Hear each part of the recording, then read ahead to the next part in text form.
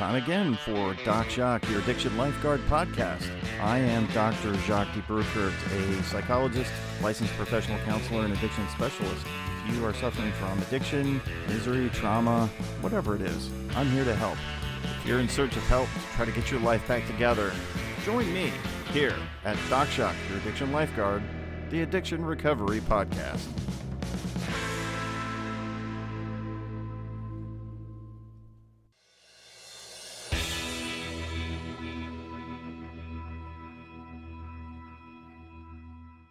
I wanted to be real clear about what this podcast is intended for. It is intended for entertainment and informational purposes, but not considered help. If you actually need real help and you're in need of help, please seek that out. If you're in dire need of help, you can go to your nearest emergency room, or you can check into a rehab center or call a counselor like me and talk about your problems and work through them. But don't rely on a podcast to be that form of help. It's not. It's just a podcast. It's for entertainment and information only. So let's keep it in that light, all right? Have a good time, learn something, and then get the real help that you need from a professional.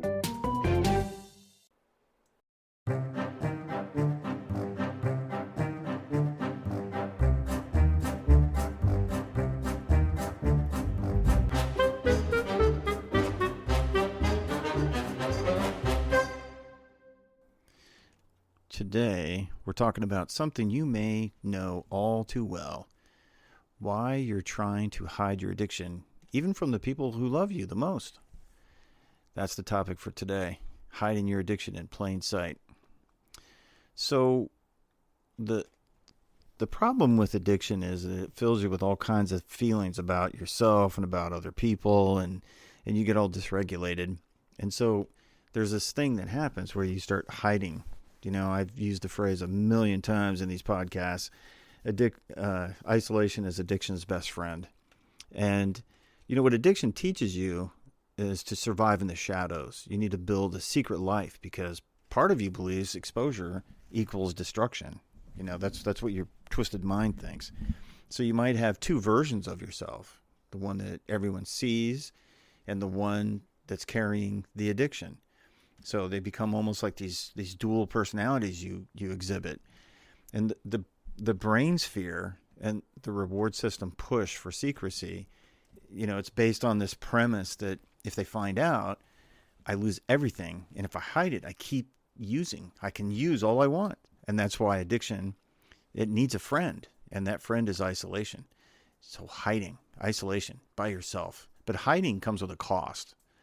You know, it slowly disconnects you from everyone and everything. And over time, you start to lose that connection. You start to delve more and more into your addiction. So it just becomes this horrible self-feeding problem. And, you know, the issues are really kind of made worse by the feelings of shame and embarrassment. So shame is like the poison, right? But it's disguised as protection.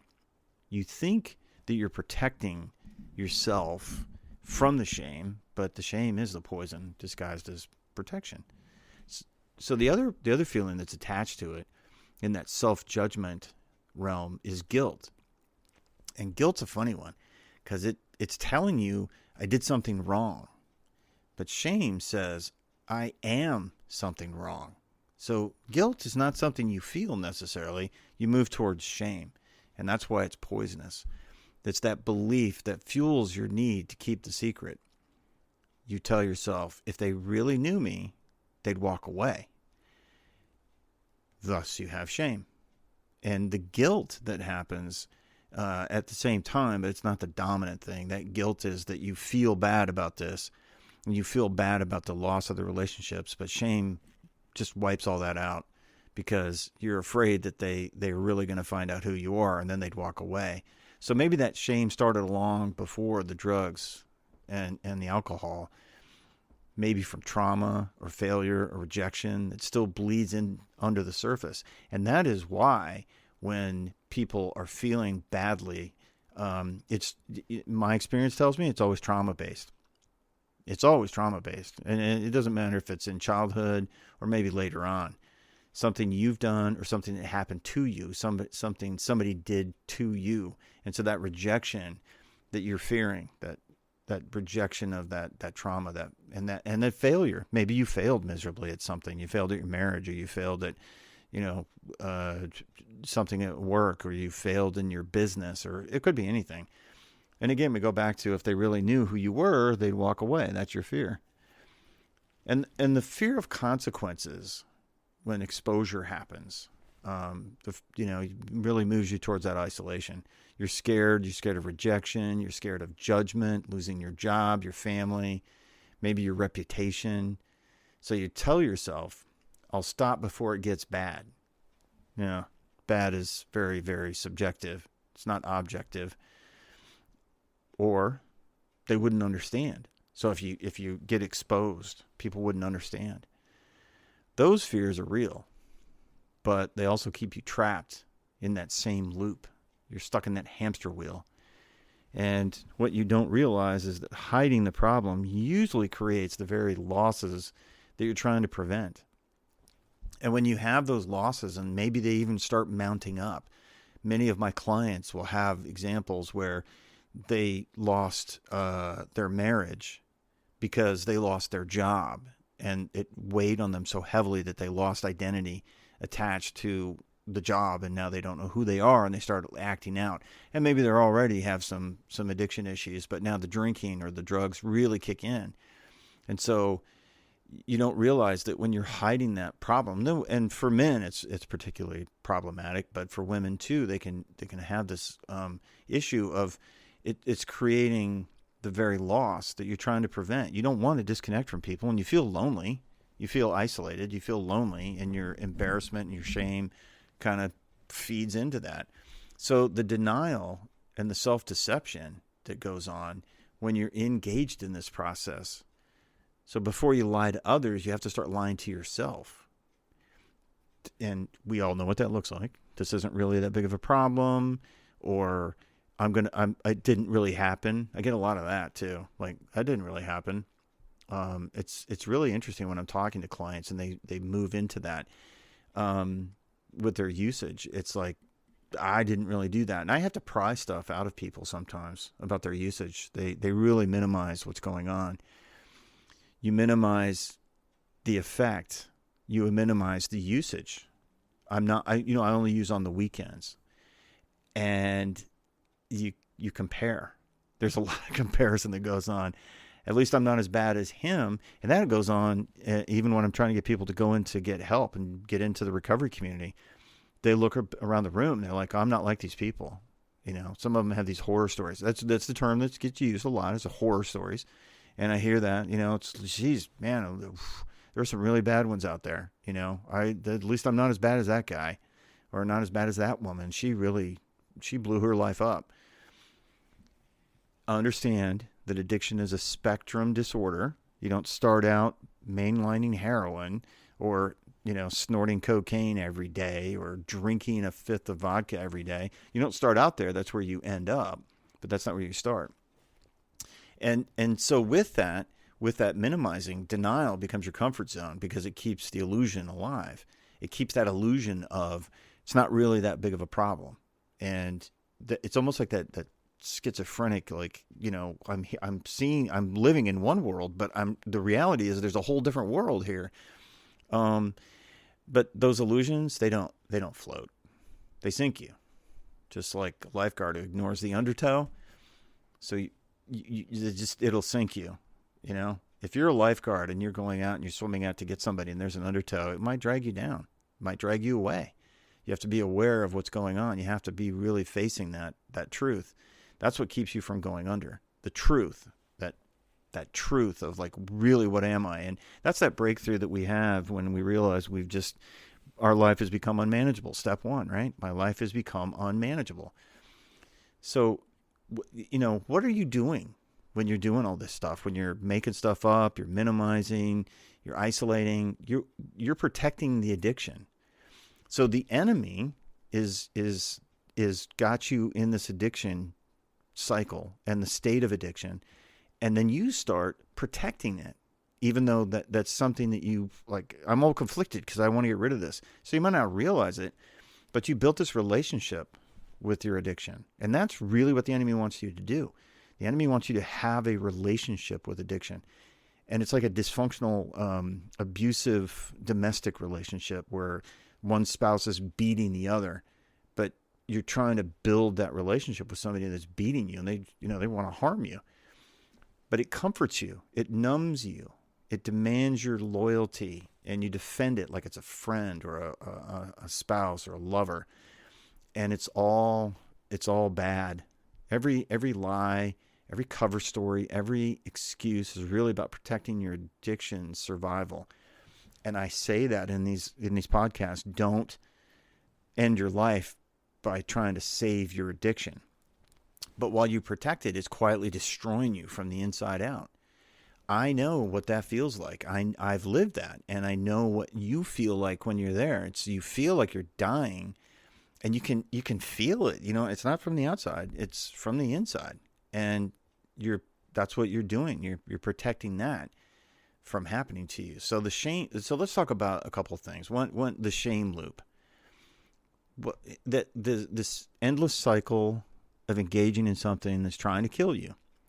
So here's how the cycle works. You use, and then you feel ashamed, and the shame causes you to isolate and hide, and then you feel bad, so you use again. Now, you may be using because you have some other thing that you're trying not to feel, but this is the cycle. So you're using, you feel shame, you hide, you isolate, then you use again. And that loop, that's a trap. That's a prison. And this is when you know that the enemy has really got their hooks in you. You're trapped and you feel it. I can remember feeling like that. I just wanted to get out, but I couldn't because I was stuck in this prison. And that's when I started hearing words like, you don't know what it's like. You don't know what I'm going through. And most people don't, but that's because you're isolating and you're quiet about it. But you're mad about the fact that they don't understand. So breaking that cycle, breaking that shame loop takes courage and compassion for yourself. And that's what we don't have when we're caught in that addiction. People who are caught in addiction, they feel this self-loathing, this really angry upset about themselves. So it really takes a lot of courage and compassion. Compassion, love for yourself, extending grace to yourself, not self-hatred. So recovery begins when you stop running from the truth and you start letting the light in through honesty, therapy, accountability, connection in the community, the recovery community. This is why it's so important to get involved in groups. And, if it's IOP or it's AA or NA or it's Al-Anon or it's something, right? You get in that group. Get in the group so that you're not isolating. But when you get there, you have to be honest. And again, I'm going to go back to at least I'm not as bad as her, or I'm not as bad as him. You got to get away from that. You start looking at yourself.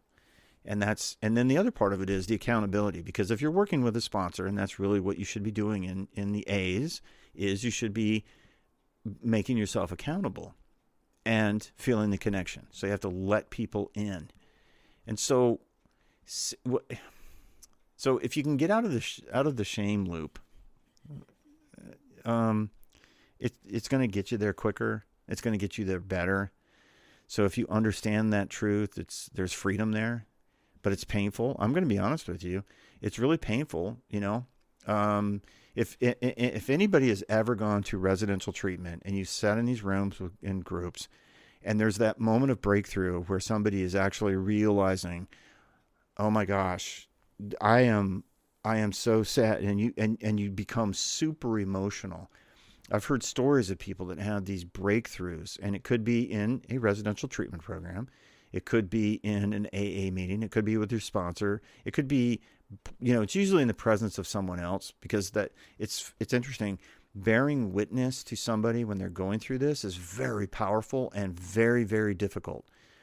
You see them going through it, and you just, as somebody in recovery, and you're watching somebody go through that, you're so filled with compassionate attachment to the person that's going through this. As the person who's going through it, you feel ultimately vulnerable, and you get this flood of emotion that goes through you, where you are connecting with the actual pain that you've been existing in for so long, but not really understanding that that's what you've been feeling. But it's this honest, brutal understanding of self, connection with self. And that's really, really difficult to experience. It's difficult to witness, but it's more important that it be witnessed, because you need to be able to understand that people do get it. And when you don't feel alone, you're going to have somewhere to go with this, instead of just being, isolated. And, nobody is going to witness this and just pretend like it, didn't happen 5 minutes later. You're going to feel support and love and connectivity in a way that's very moving. So how do we know what's going on?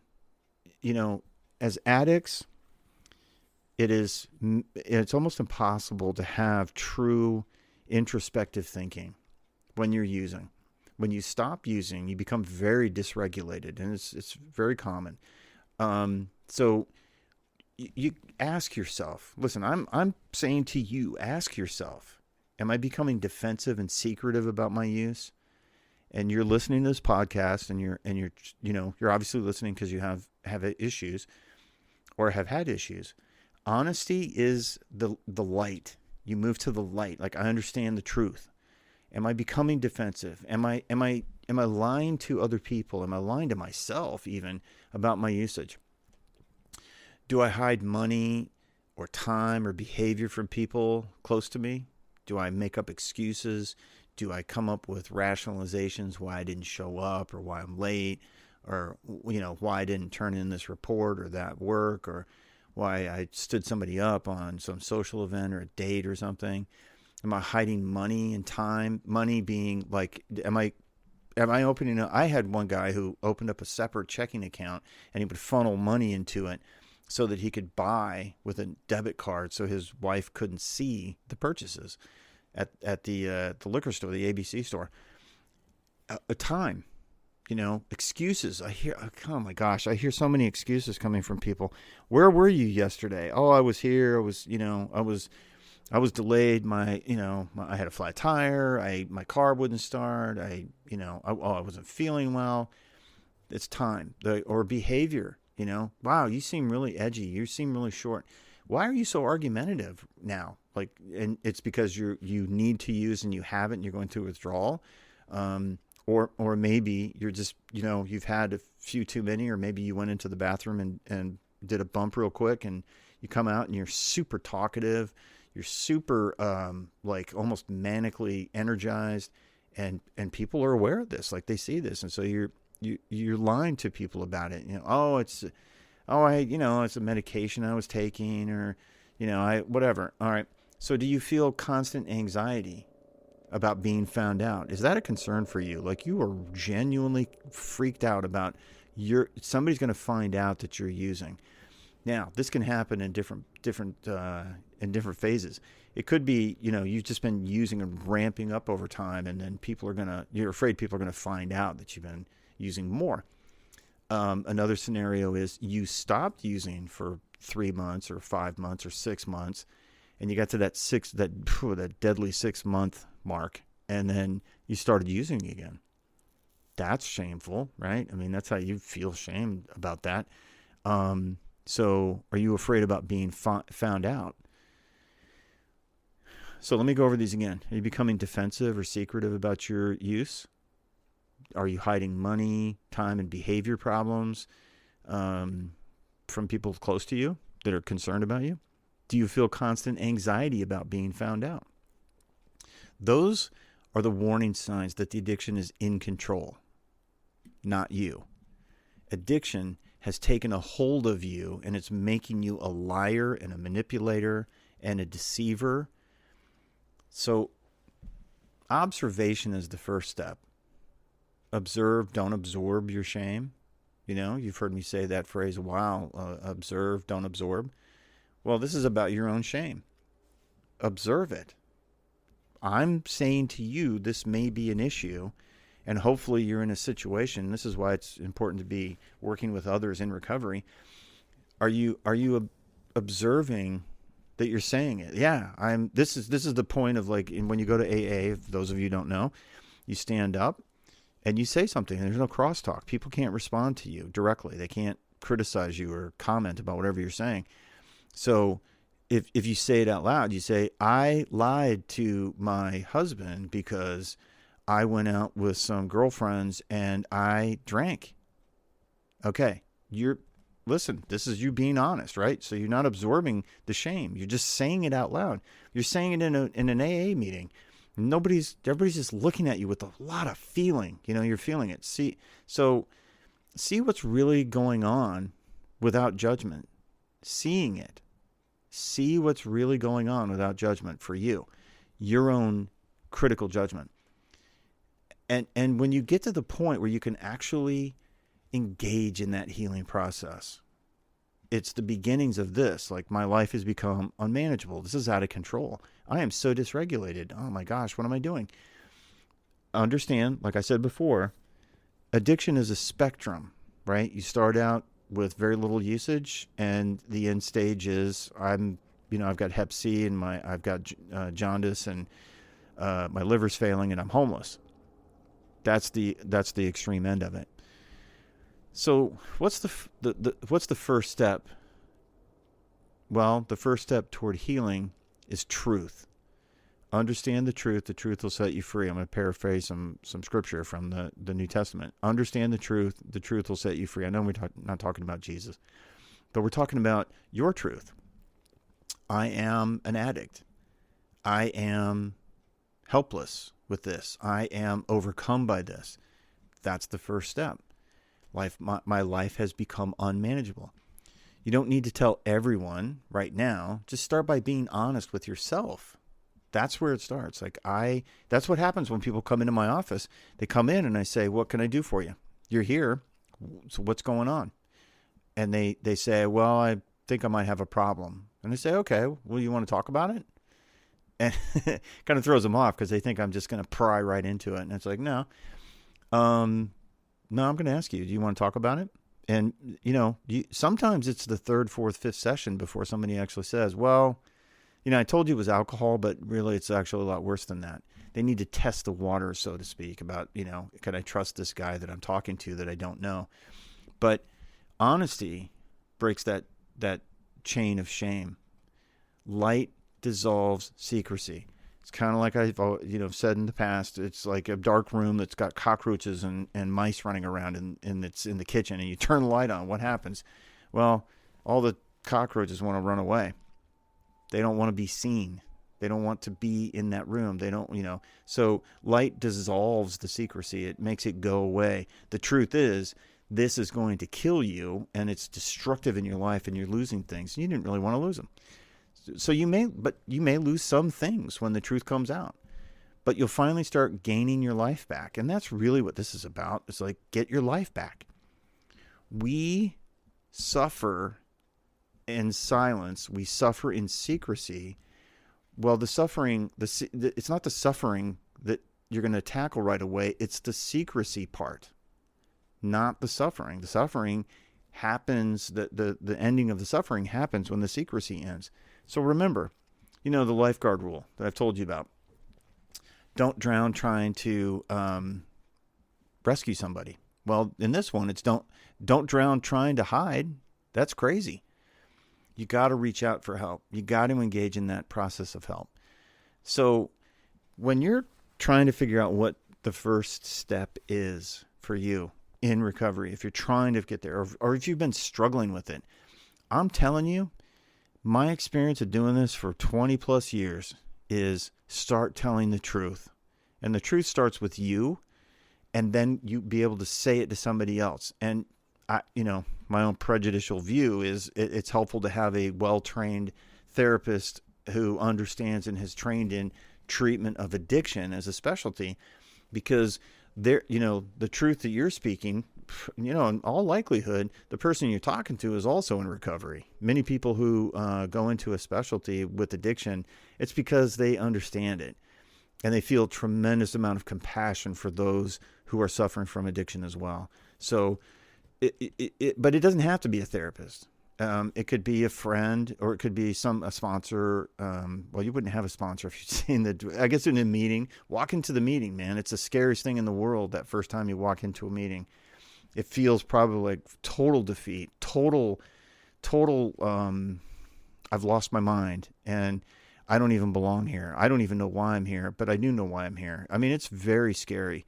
The first time you go to a meeting, I'm not going to kid you, but it's important. And so being able to be honest with yourself, really, it's much more effective if you're honest with yourself in the presence of someone else. So find somewhere where you can start to engage in that. You can engage in some truth, and the truth will set you free. The enemy wants you to lose everything, and it wants to destroy as many people around you as possible before it ultimately kills you. And that would be a tremendous shame. There's been so many people, and it's accelerating because of fentanyl and because of other drugs. But the losses, just in my life, the losses I've suffered with the people, of friends, people I loved, people I cared about, they're dead because of overdose or addiction-related stuff. But you think about the people in your life that have suffered, and you too have suffered perhaps, and your suffering continues until you start shedding some light on that suffering. You can get better. You will get better, but it's not going to happen quickly, immediately. It's going to happen with a lot of work and a lot of evaluation and kind of delving into the real issues. So don't be afraid to do that, please. Wow, that was quick. Seemed like it was quick to me. I hope you enjoyed this episode of Doc Jacques, your Addiction Lifeguard. I am Dr. Jacques de Bruckert, your Addiction Lifeguard. If you want to reach out to me, you can. You can reach me on my website, wellspringmindbody.com. Send me a message. If you like this podcast, please like and share the podcast. If you have suggestions that you have for me or questions, please reach out to me. And if nothing else, please, this is not treatment. This is just conversation about getting treatment. Go get treatment. Check into a rehab. Go to IOP. Go to PHP. Go see a therapist. Go do something. There's no point in you ending your life to save your addiction. That's crazy talk. Let's not do that. So until next time, this is Doc Jacques, your Addiction Lifeguard, saying, see ya.